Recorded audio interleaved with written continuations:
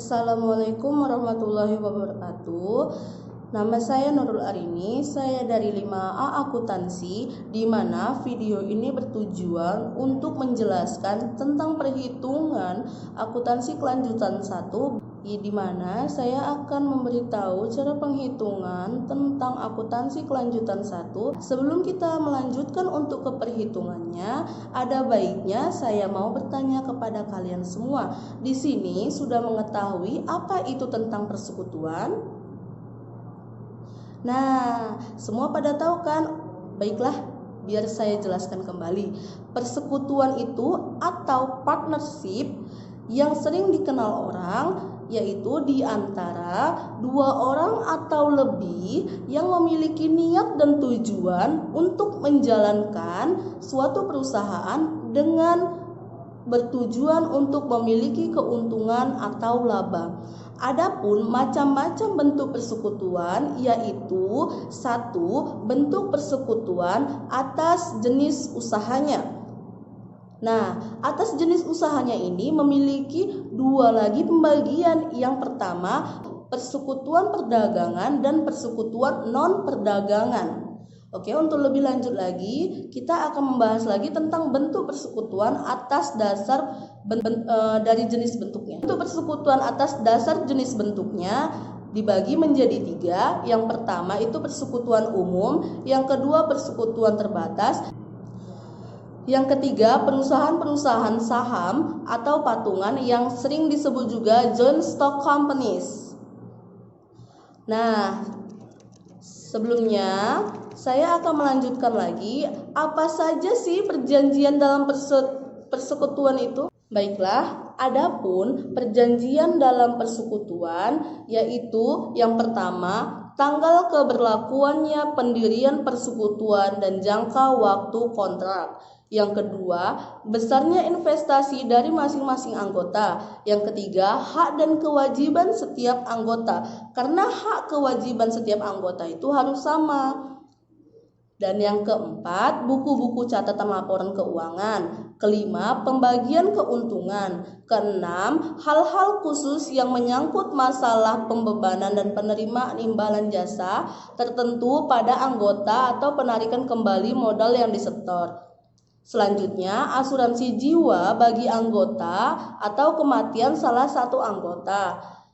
Selanjutnya, bunga pada modal persekutuan, modal sebagai basis laba. Selanjutnya, pencatatan yang terhubung langsung oleh pihak ataupun pembukuan persekutuan. Lalu selanjutnya dan yang terakhir, penyelesaian apabila ada perselisihan dan lain-lainnya.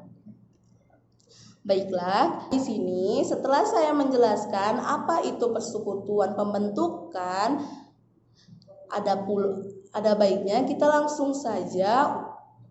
Setelah kita mengetahui apa itu persekutuan pembentukan, seperti yang saya jelaskan tadi, dan apa tujuan utama saya untuk membuat video ini, saya akan menjelaskan tentang perhitungan persekutuan pembentukan.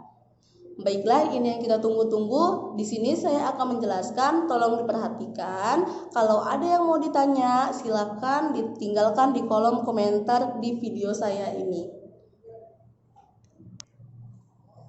Baiklah, sebelum saya lanjut untuk memberitahu tentang penjelasan perhitungan persekutuan pembentukan, mari kita buat contoh yang sangat mudah. Baik, saya tulis dulu dan perhatikan ke depan ya.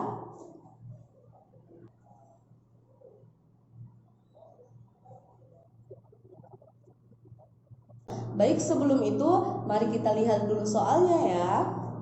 Nah, di situ dikatakan contoh sederhana mengenai pembelian sebagai hak seorang sekutu, di mana persekutuan ABCD membagi laba atau ruginya dengan rasio 20/30 banding 30 banding 20. Saldo modal persekutuan pada akhir tahun 1990 antara lain modal A dengan 80 juta rupiah, modal B dengan modal 120 juta rupiah, modal C dengan jumlah 120 juta rupiah, modal D dengan jumlah 80 juta rupiah yang dengan total semua keseluruhan 400 juta rupiah pada awal tahun 1991.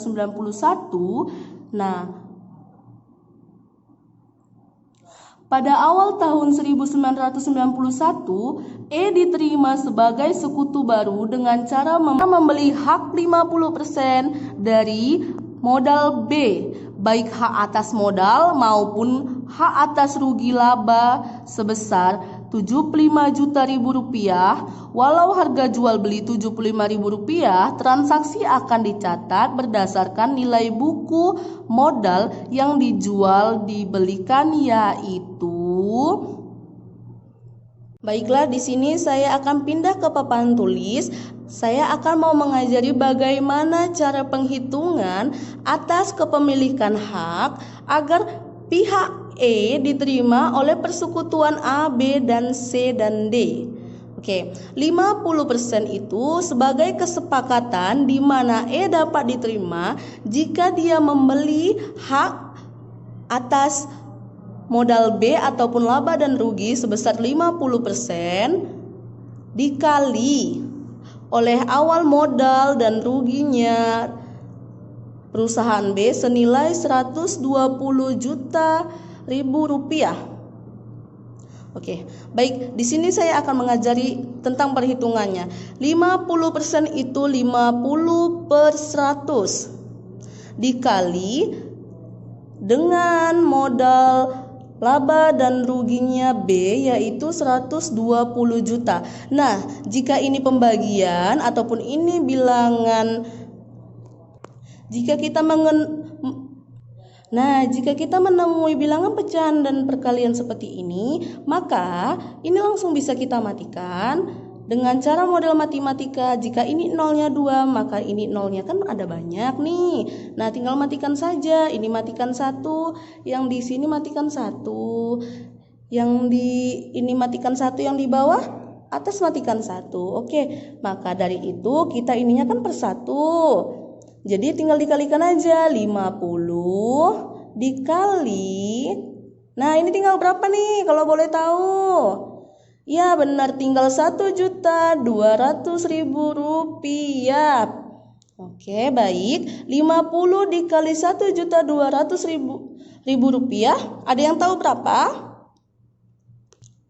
Nah, ada yang tahu 50 kali 1.200.000? Iya, pintar, benar semuanya. 6 berapa? Iya, 60 berapa semuanya? Nah, jika sudah selesai di sini, 50 dikali 1.200.000 rupiah. Ada yang tahu berapa? Iya, benar. 60 juta rupiah. Jangan lupa letakkan RP di depan ya. Dibagi 1. Setiap angka yang dibagi 1 hasilnya tetap sama. Jadi kita tidak perlu memikirkan itu. Nah, jawabannya ini.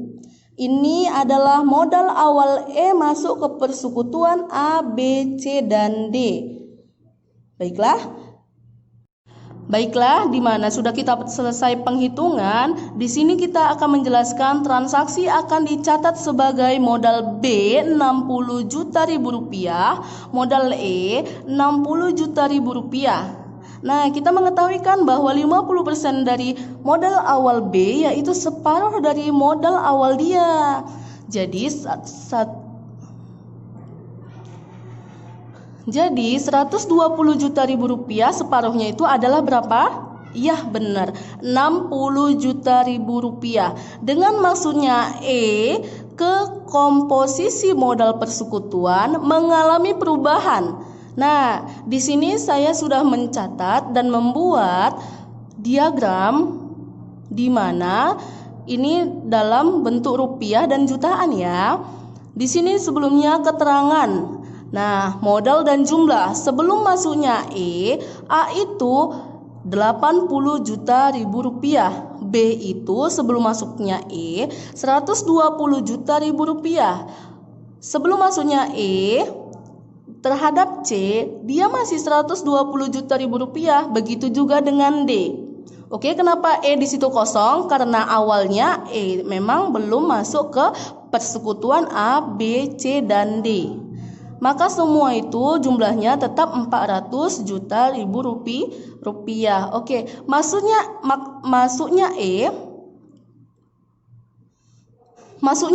setelah masuknya A masih tetap 80 juta ribu rupiah, B sudah terganti nilainya dengan 120 juta ribu rupiah, terganti oleh 60 juta rupiah.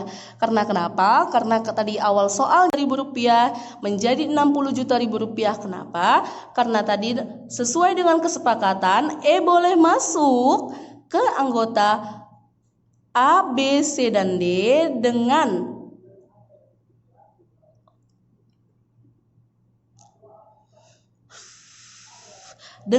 nilai modal B 50% dari nilai B-nya menjadi 60 juta ribu rupiah. Modal C tetap sama, D juga sama. Nah, yang awalnya memang tadi nggak ada, setelah dia masuk dia juga dengan mengalami modal 60 juta ribu rupiah dengan jumlah yang sama tetap 400 juta ribu rupiah. Dengan masuknya rasio pembagian rugi laba mengalami perubahan dalam bentuk persen, yaitu sebelum masuknya A itu dengan perbandingan persen 20 banding 30 banding 30 banding 20 dan tetap kosong di totalan persen 100%. Setelah masuknya 20A tetap dan B mengalami perubahan karena dia mengalami perubahan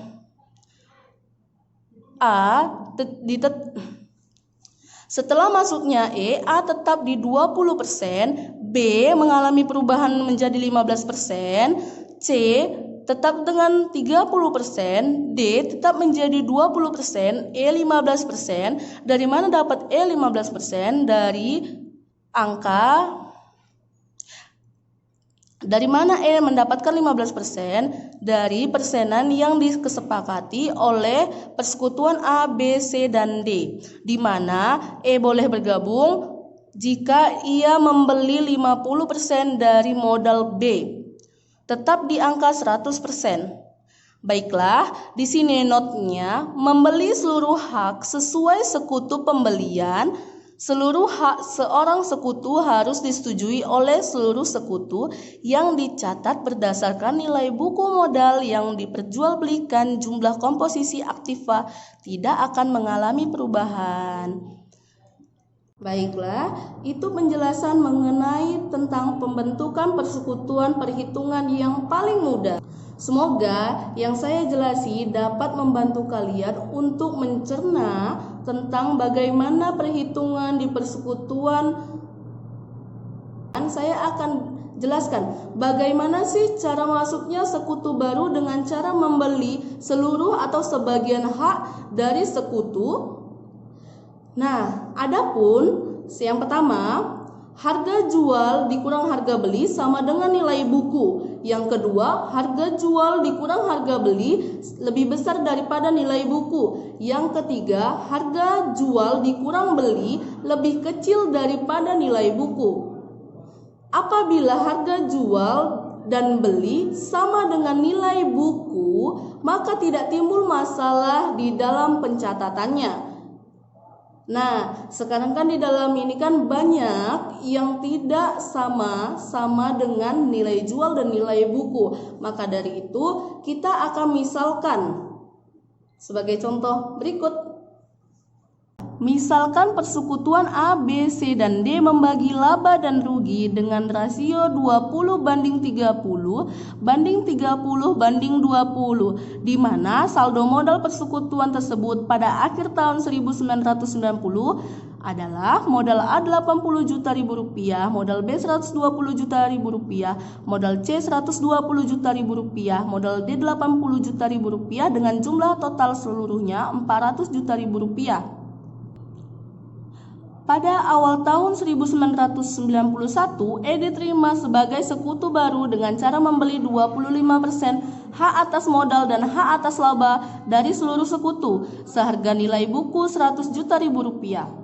Hak atas modal dan atas laba yang dibeli tersebut berasal dari A. 25.000 hak atas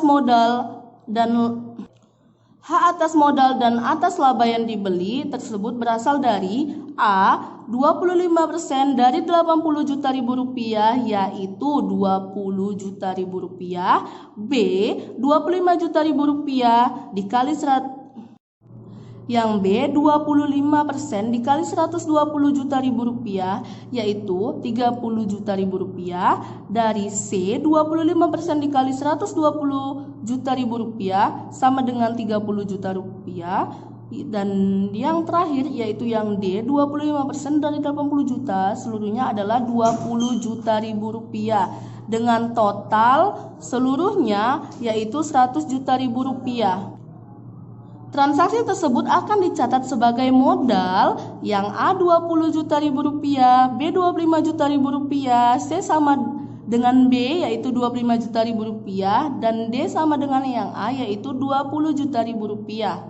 Dengan total dengan jumlah 100 juta rupiah, transaksi tersebut akan dicatat modal A 20 juta rupiah, B 25 juta rupiah, C 25 juta rupiah, D 20 juta rupiah, E 100 juta rupiah.